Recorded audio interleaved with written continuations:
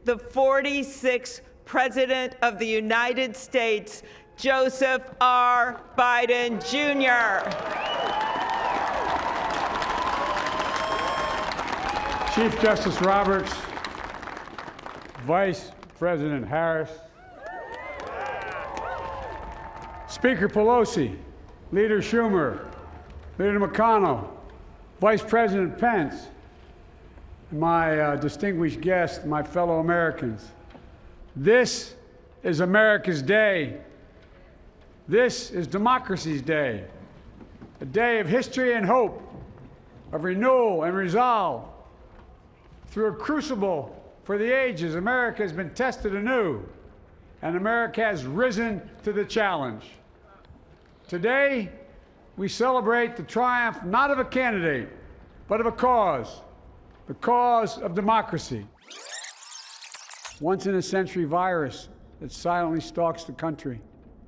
It's taken as many lives in 1 year as America lost in all of World War II. Millions of jobs have been lost. Hundreds of thousands of businesses closed.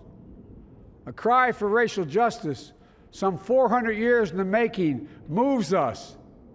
The dream of justice for all will be deferred no longer. A cry for survival comes from the planet itself, a cry that can't be any more desperate or any more clear. And now, a rise of political extremism, white supremacy, domestic terrorism that we must confront and we will defeat. I know speaking of unity can sound to some like a foolish fantasy these days. I know the forces that divide us are deep and they are real. But I also know they are not new. Our history has been a constant struggle between the American ideal that we're all created equal and the harsh, ugly reality that racism, nativism, fear, demonization have long torn us apart. Politics doesn't have to be a raging fire, destroying everything in its path. Every disagreement doesn't have to be a cause for total war. And we must reject the culture in which facts themselves are manipulated and even manufactured. Here we stand in the shadow of the Capitol Dome, as was mentioned earlier, completed amid the Civil War, when the Union itself was literally hanging in the balance. Yet we endured. We prevailed. Here we stand, looking out on the great mall where Dr. King spoke of his dream. Here we stand where 108 years ago, at another inaugural, thousands of protesters tried to block brave women marching for the right to vote.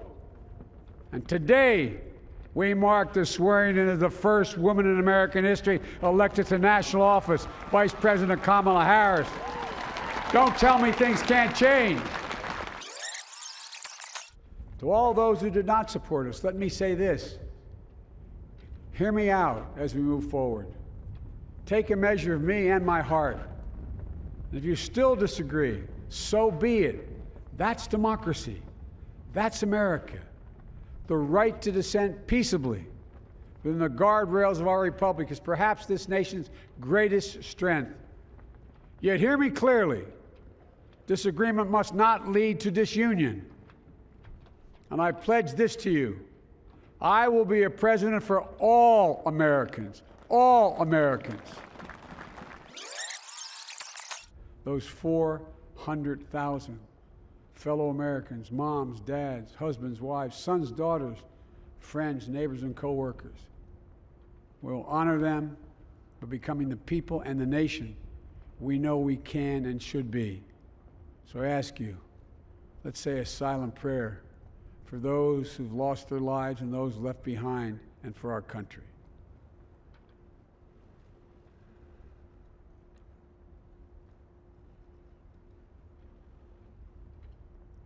My fellow Americans, I close the day where I began, with the sacred oath. Before God and all of you, I give you my word. I will always level with you. I will defend the Constitution. I'll defend our democracy. I'll defend America.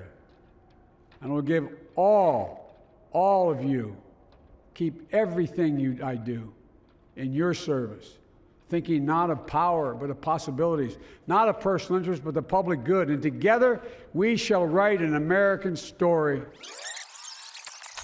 With purpose and resolve, we turn to those tasks of our time, sustained by faith, driven by conviction, and devoted to one another and the country we love with all our hearts.